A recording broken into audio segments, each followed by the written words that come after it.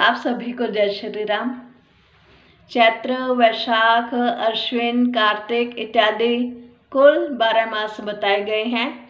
इन सभी का अपना अपना विशेष महत्व है, परंतु इन सभी में कार्तिक मास का विशेष महत्व बताया गया है। इसके महात्म्य के बारे में तो स्वयं भगवान विष्णु जी ने ब्रह्मा जी को, ब्रह्मा जी ने नारद जी को, नारद जी ने महाराजा पृथु को बताया। पुराणों के अनुसार कार्तिक मास धर्म, अर्थ, काम, मोक्ष इन 4 पुरुषार्थों की प्राप्ति करवाने वाला माना गया है।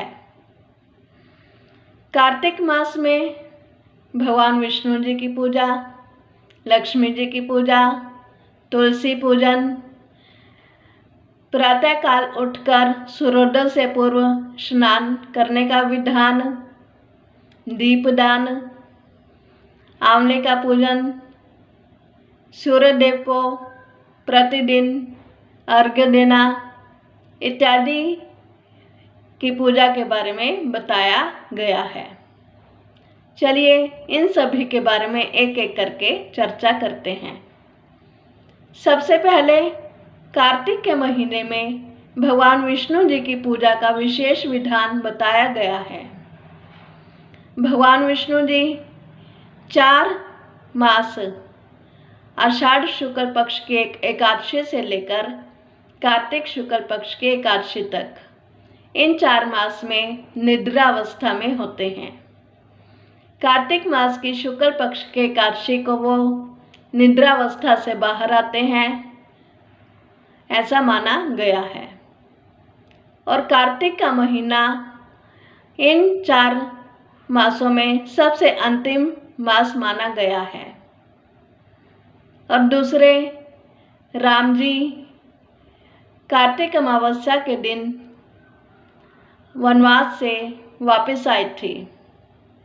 इसी कारण भगवान विष्णु जी की पूजा का विशेष विधान कहा गया है। दूसरे, वर्षा ऋतु के पश्चात शरद ऋतु आती है और कार्तिक का महीना इसी शरद ऋतु में आता है।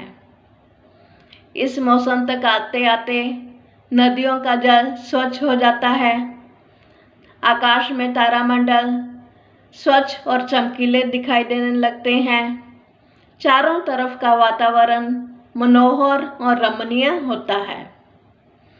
न ज़्यादा गर्मी होती है, न ही ज़्यादा सर्दी होती है। इसी कारण यह महीना धर्म के लिए, अर्थ के लिए, काम के लिए और मोक्ष के लिए फलदायी माना गया है।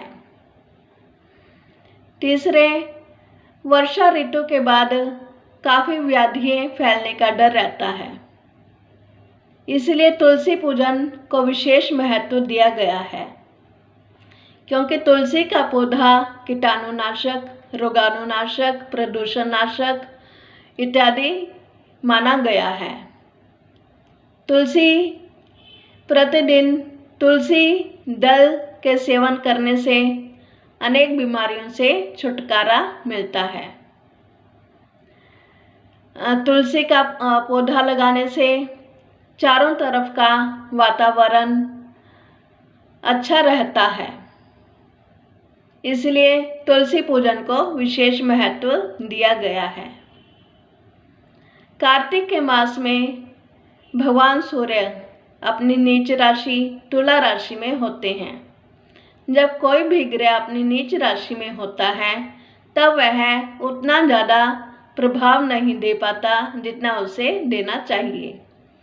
इसलिए कार्तिक मास में सुबह जल्दी उठकर स्नान कर पूजा पाठ करके उगते सूर्य को जल देने का विधान बताया गया है।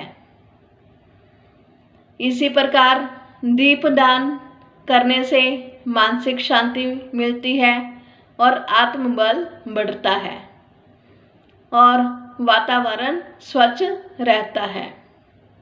दीपदान करने से लक्ष्मी जी प्रसन्न होती हैं, पितरों को तृप्ति प्राप्त होती है, इस प्रकार कार्तिक मास के विशेष महत्व है।